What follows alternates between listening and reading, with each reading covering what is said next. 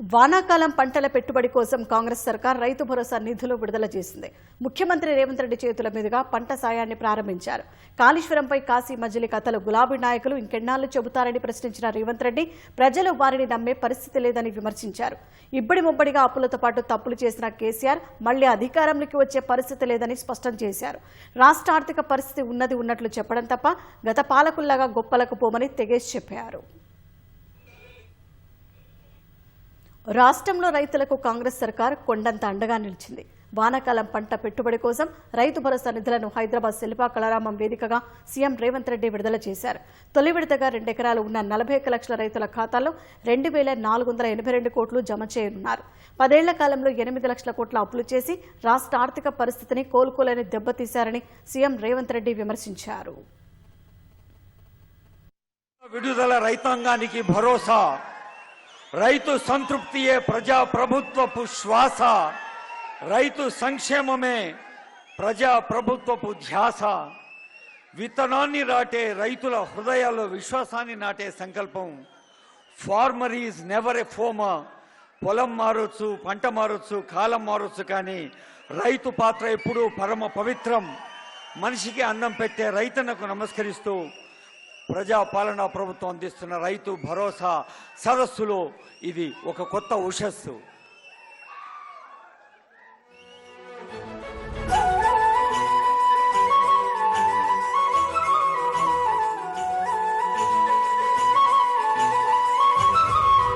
తెలంగాణ రాష్ట్రం ఏర్పడే నాటికి మనకిచ్చిన అప్పు 69,000 కోట్ల రూపాయలు అక్షరాల. నాకు బాధ్యత అప్పజెప్పినప్పుడు ఈ రాష్ట్రం యొక్క అప్పు 8,11,000 కోట్ల రూపాయల అప్పు. 18 మంది ముఖ్యమంత్రులు దాదాపుగా 69,000 కోట్ల రూపాయల అప్పు చేస్తే కల్వకుంట్ల చంద్రశేఖరరావు గారి కుటుంబము 7 లక్షల కోట్ల పైగా అప్పు చేసి మన మీద మన్ను గప్పి అప్పుల్లో నిండా ముంచి 8,11,000 కోట్ల రూపాయలతోని బాధ్యత అప్పచెప్పింది. 4 లక్షల కోట్ల అప్పు కూడా లేదని బుకాయించే ప్రయత్నం చేసింది. మన రాష్ట్రం ఎంత అప్పు ఉంది, ఒక శ్వేత పత్రాన్ని శాసనసభలో ప్రవేశపెట్టి ఇక తవ్వుతున్న కొద్దీ గుట్టల కొద్దీ అప్పులు బయటపడ్డాయి. అందిన కాడికల్లా చేబదులు తీసుకొచ్చి బకాయి పెట్టిందేమో బకాసూరుడు, కట్టె పాపమేమో నా మీద పడ్డది. ఆ మధ్యలో మా అధికారులు అన్నారు, సార్ నువ్వు ఉన్నది చెప్పక సార్ నీకు దండం పెడతా అని. ఎందుకయ్యా అప్పు ఉంటది అన్నారు. మనం నవాబులం కాదు, చంద్రశేఖరరావు దెబ్బకు బికారులుగా మారినాం. ఈ వాస్తవం వాళ్ళంతా మనోలే, వాళ్ళకి చెప్పాలి కదా. లెక్కలు చెప్తా, ఉన్నది చెప్తా, చేసేది చెప్తా. అప్పులు చేసుడే కాదు, అడ్డగోలుగా తప్పులు కూడా చేసేడు. ఏడిపోయినా ఇజ్జత్ లేకుండా ఢిల్లీకి పోతే ఇజ్జత్ లేదు, గల్లీకి పోతే ఇజ్జత్ లేదు, పక్క రాష్ట్రానికి పోతే ఓయమ్మ ఇటు తెలంగాణలో ఇంతో మాట్లాడితే ఏం అడుగుతాడో అన్నట్టుగా తప్పించుక తిరిగే పరిస్థితి ఉండే. 2.5 ఏళ్లలోనే ప్రజాప్రభుత్వం అన్నదాతల సంక్షేమం కోసం 1,70,000 కోట్లు ఖర్చు చేసినట్లు గణాంకాలతో సహా ముఖ్యమంత్రి వివరించారు. ప్రధాన ప్రతిపక్ష నాయకులు అబద్దాలతో ప్రజలను ఏమార్చేందుకు ప్రయత్నిస్తున్నారని రేవంత్ ఆక్షేపించారు.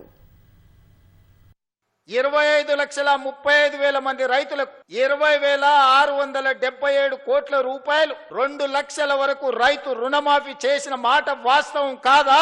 ఆ రైతు రాబందు మీకు బకాయి పెడితే ప్రభుత్వం వచ్చిన ఎంబడే 7,000 కోట్ల రూపాయల పాత బకాయిలు మేం చెల్లించినాం. ఇవాళ రైతు భరోసా 12,000కు పెంచి ఈ విడతతో కలిపితే 36,000 కోట్ల రూపాయలు ఈ రోజు రైతులకు అందించిన చరిత్ర ఈ రోజు ఈ ప్రభుత్వానిది. 24 గంటల ఉచిత విద్యుత్ కోసం రైతుల కోసం 30,000 కోట్ల రూపాయలు ఈనాటికి మనం ఖర్చు పెట్టినాం. దాదాపుగా 1,75,000 కోట్ల రూపాయలు ఈ ప్రభుత్వం రైతాంగం కోసం ఖర్చు పెట్టింది. చెట్టులు ఎక్కువ ఎరిగితే సరిపోదు, అందులో ఆవగించనంత గుజ్జు ఉండాలని పెద్దలు చెప్పారు. చర్చకు సిద్ధమా? వస్తాడా అసెంబ్లీకి? రైతుల గురించే ప్రత్యేకంగా అసెంబ్లీ సమావేశాలు ఏర్పాటు చేద్దాం. 10 సంవత్సరాలు మీరు చేసింది ఏంది రైతుల కోసం, మేము చేసింది ఏందో ఈ రోజు ఆలోచన చేద్దాం. మరి 3 ఏళ్లలో మేము సుక్క నీరు తీసుకోలేదు, కుప్ప కూలిపోయింది కాళేశ్వరం. 2,88,00,000 మెట్రిక్ టన్నుల వడ్లు పండించి తెలంగాణ రైతాంగం తమ రక్తాన్ని చెమటగా మార్చి దేశంలోనే తెలంగాణ రాష్ట్రాన్ని నెంబర్ 1 గా నిలబెట్టింది. అందరినీ అన్నిసార్లు ఎల్లకాలం మోసం చేయలేరు చంద్రశేఖరరావు గారు. బీఆర్ఎస్ హయాంలో బజారున బెల్ట్ షాపులు తప్ప అభివృద్ధి అటకెక్కిందని సీఎం ఎద్దేవా చేశారు. యువతను తాగుడు వ్యసనానికి బానిసలు చేసిన ఘనత గులాబీ నాయకత్వానికి దక్కుతుందని తూర్పారపట్టారు. డబుల్ బెడ్రూమ్ ఇండ్లు అన్నాడు ఇచ్చిండా? దళితుల 3 ఎకరాల భూమి అన్నాడు ఇచ్చిండా? ఇంటికో ఉద్యోగం అన్నాడు ఇచ్చిండా? 1 కోటి ఎకరాలకు నీళ్లు ఇస్తా అన్నాడు పారిచ్చిండా? ఏం చేసిండా నేను అడుగుతున్నాను మళ్ళా రానికి ఒక్కటి చేసిండా?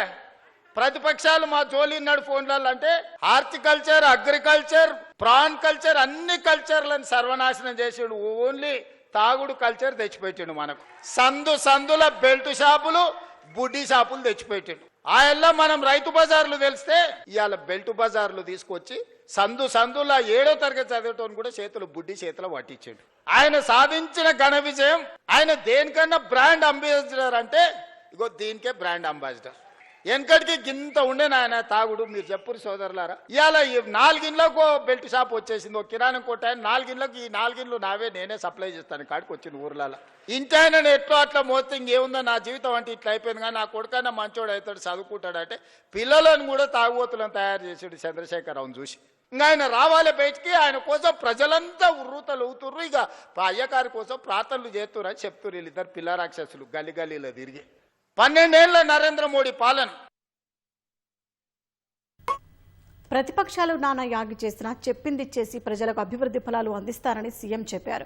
సూపర్ ఎల్నినో హెచ్చరికల దృష్ట్యా రైతులు పంట మార్పిడికి మొగ్గు చూపాలని సూచించారు. 2.5 ఏళ్ల మా పాలన మీద చర్చ పెడదాం. ప్రతి పేదోడి ఖాతాలో 15 లక్షల రూపాయలు వేస్తానన్నాడు నరేంద్ర మోడీ గారు. సంవత్సరానికి 2 కోట్ల ఉద్యోగాలు అన్నాడు. 12 ఏళ్ళు అయింది, 24 కోట్ల ఉద్యోగాలు రావాలి. వచ్చినాయా?